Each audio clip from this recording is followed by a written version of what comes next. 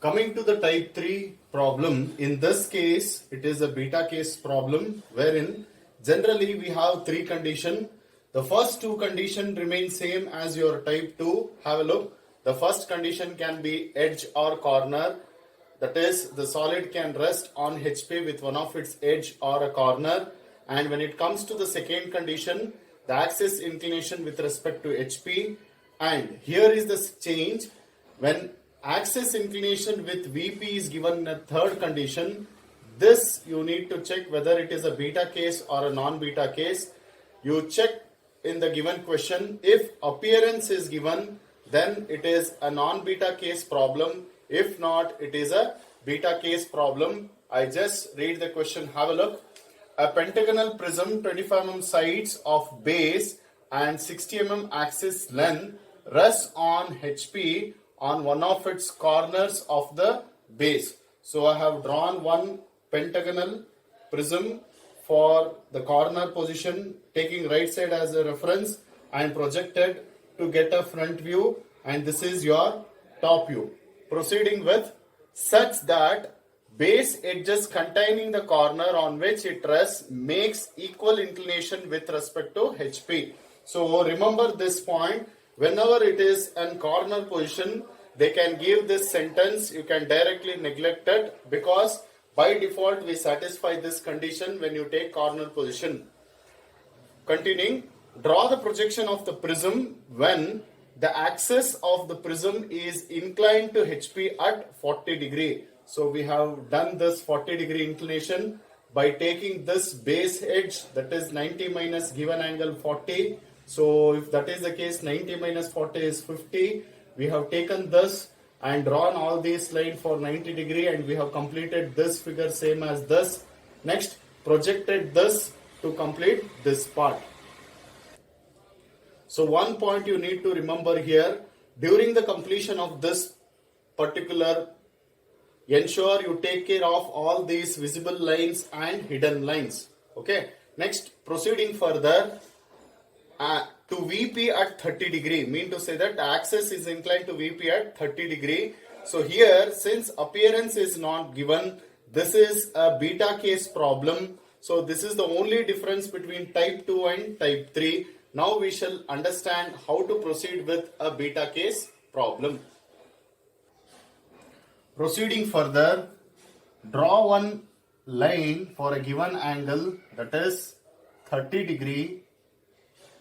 Next, measure the original axis length, that is O1 dash to O dash, from one convenient point.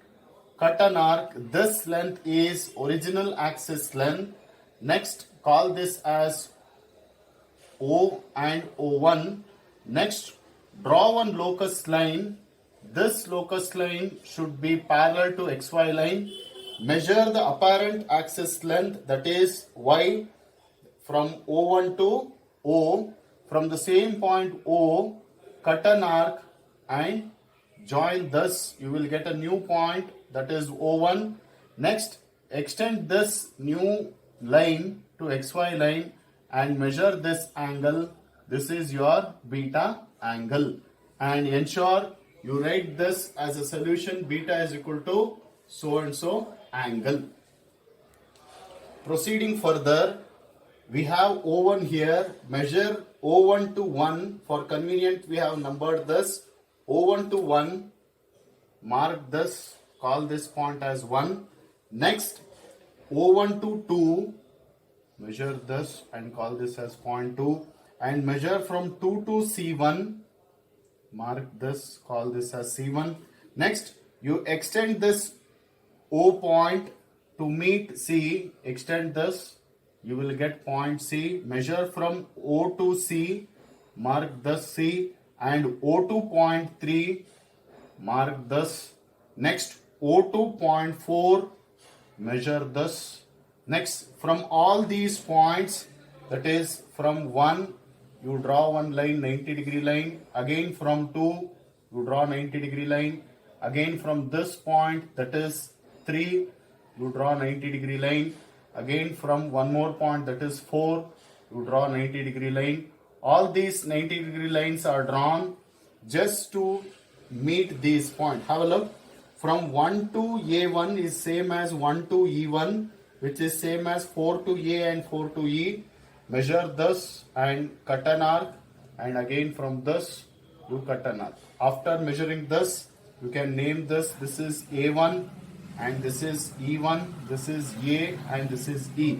Proceeding further from point 2, 2 to D1 is same as 2 to B1. Similarly 3 to D and 3 to B. Since all these dimensions are same, measure this particular. From this point you start cutting an arc. Similarly point 3 you start cutting an arc. After this you can name this. This is B1 and this is your D1. Similarly here this is B and this is D. While constructing this particular, ensure it should not touch XY line. After this, join this lines. After meeting all these points, further you can meet all these points, that is A, B, C, D, E at the top and A1, B1, C1, D1, E1 at the bottom. Ensure this figure should be replica of this. After completing this particular, from all these points project upward, and again from this particular point project upward, and from all these points project to the right side to get a final position. If you feel you have maximum projection lines in case of prism, what you can do is first you project the base part and meet the particular points. We know that the resting or the reference point always falls on this XY line. So this is C1 dash. Meet the rest point. Have a look. This is your B1 dash. This is your A1 dash. Proceeding further, this is your D1 dash and this is your E1 dash, and this particular point is O1 dash. Join all these things with a continuous line, because from the front view the base part is clearly visible. After completing this base part, now you come to particular top face. You project this to upward and from this particular to the right side. After projecting this, you can show the direction also. Further, meet all the points. Have a look. A is somewhere meeting here. So this is your A dash. This is your B dash. And this point is your C dash. And this is your D dash. And this particular is your E dash. Now what you can do is, we have learned one simple concept. Ensure we need to join all these particular edges. So since A1 dash is not dividing the base, from A1 dash I can directly join this to A dash with a continuous. Similarly B1 dash is not dividing the base, so join till B dash with a continuous line. Again when it comes to E1 dash, it is not dividing the base, so you can join this with a continuous line. This concept is very simple. Since it is not dividing means, since the base part is clearly visible, whichever the line which is not crossing the base, it should be a continuous line. After projecting this and completing this particular edges, have a look. You can join this E dash to A dash with a continuous line because it falls on boundary. Again with A dash to B dash with a continuous line. Now when it comes to point C1 dash to C dash, since it is dividing the base, so this is supposed to be a dotted line. Next, similarly with D1 dash to D dash, this is supposed to be a dotted line. Since base part is visible, D1 dash is not visible. This is technical. Next, further, top surface is not visible, so I will draw this with a dotted, that is D dash to E dash, again to B dash, again to E dash. Finally, join point line from O1 dash to O dash with an axis line and complete the problem. This particular completes your problem.